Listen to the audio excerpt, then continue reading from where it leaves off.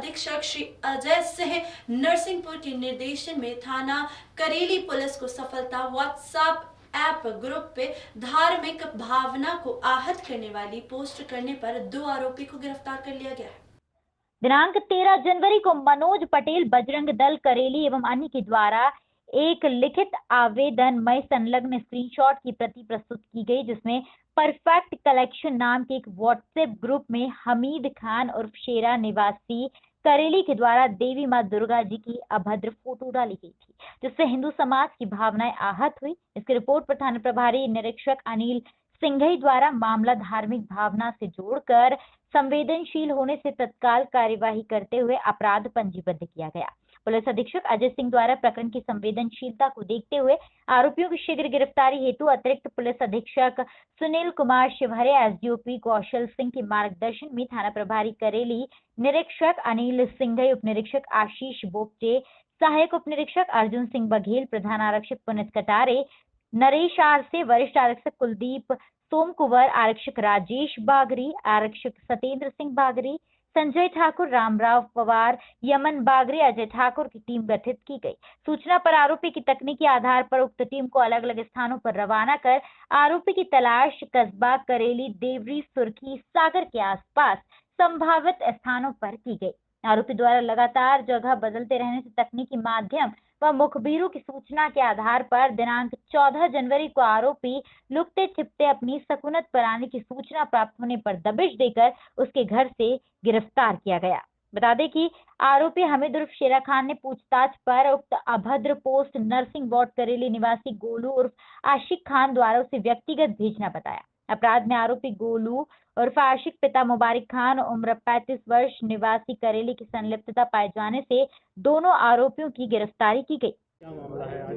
कोई शिकायत दर्ज हुई है इस पर? ये कल रात में 9 बजे करीब एक ये शिकायत दर्ज हुई थी विश्व हिंदू परिषद बजरंग दल के द्वारा, और उस शिकायत ये थी कि माँ दुर्गा जी के चित्र पे लेकर कुछ अश्लील तरीके से अभद्र एक पोस्ट की गई थी, और वो एक व्हाट्सएप ग्रुप में चली, और व्हाट्सएप ग्रुप में चलने के बाद उसकी शिकायत जब प्राप्त हुई तो अपराध पंजीबद्ध किया गया है धारा 295A 67A के अंतर्गत, और इस संबंध में तत्काल उसकी रात भर से तलाश जारी थी। आज सुबह वो हमको उसको पकड़ा गया।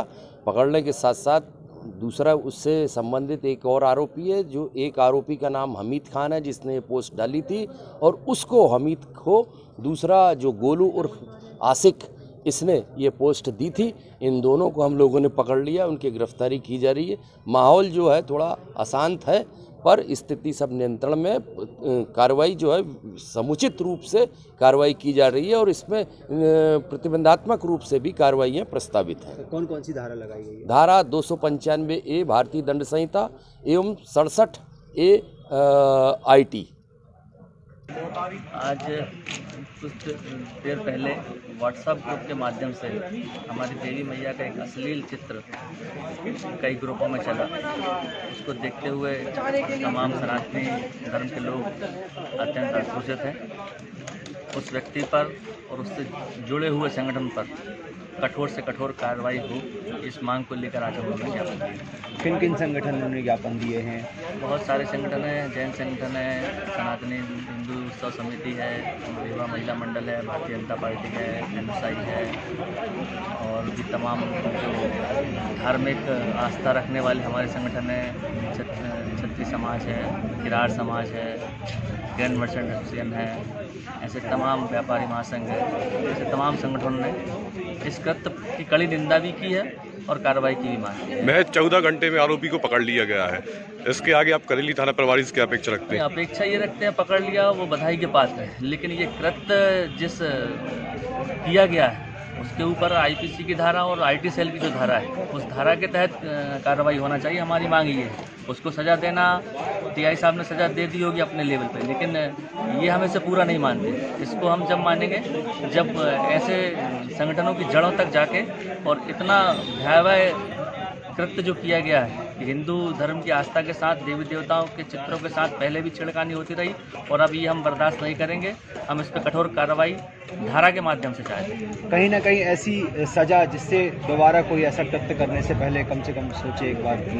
बिल्कुल बिल्कुल यही चाहते हैं कि सजा का प्रावधान हो और बाकायदा इनके से जुड़े लोग, इनके और भी व्हाट्सएप ग्रुप में ये अश्लील चित्र चलते हैं, तो ये कहीं ना कहीं इसकी सघन जांच हो और उनसे जुड़े हुए ये कोई एक व्यक्ति की सोच नहीं हो सकती। मैं ये मानता घिनौनी सोच इसमें शामिल हो और ये समाज में एक विकृति फैलाने का भी एक षड्यंत्र हो सकता है, हिंदू मुस्लिम को लड़ाने का भी प्रयास हो सकता है। मैं इस दृष्टि से भी इसे देखता हूँ, इसलिए इस सोच को यहीं मारना होगा, इस सोच को यहीं खत्म करना होगा। सजा की मांग करते हैं आप ऐसे व्यक्तियों की? सजा तो कानून अपना प्रावधान और कानूनी कार्रवाई हो रही है और हमें विश्वास है माने सख्त कार्रवाई होगी और समुचित कार्रवाई होगी।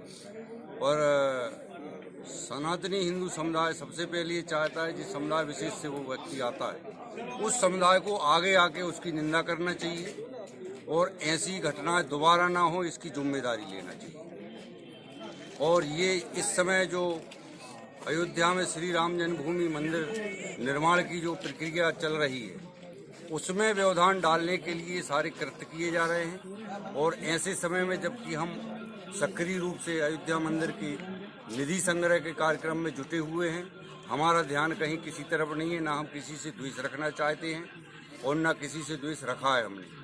परंतु यदि हमारे अच्छे कार्यों में, हमारे धार्मिक कार्यों में किसी प्रकार का व्यवधान होगा तो ये समुदाय को सहन नहीं करेगा और फिर हो सकता है कि कानून भी हमें हाथ में लेना पड़े।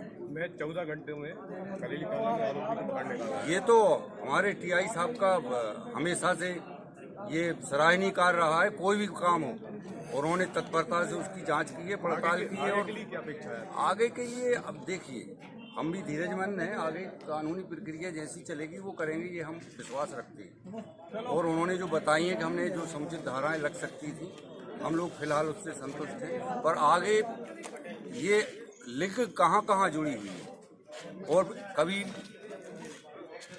हिंदू उत्सव समिति के शोभा यात्रा पे भी एक बार वहाँ पत्थरबाजी हुई है, उन तत्वों और इनमें क्या तालमेल है और या इनसे और भी कोई लोग लिंक हैं या कोई प्रोत्साहित करने वाले उनका भी पता लगना चाहिए। और ये सारा कार्य पुलिस के साथ साथ पत्रकार जगत का भी है कि वो भी पता लगाने में सहयोग करें।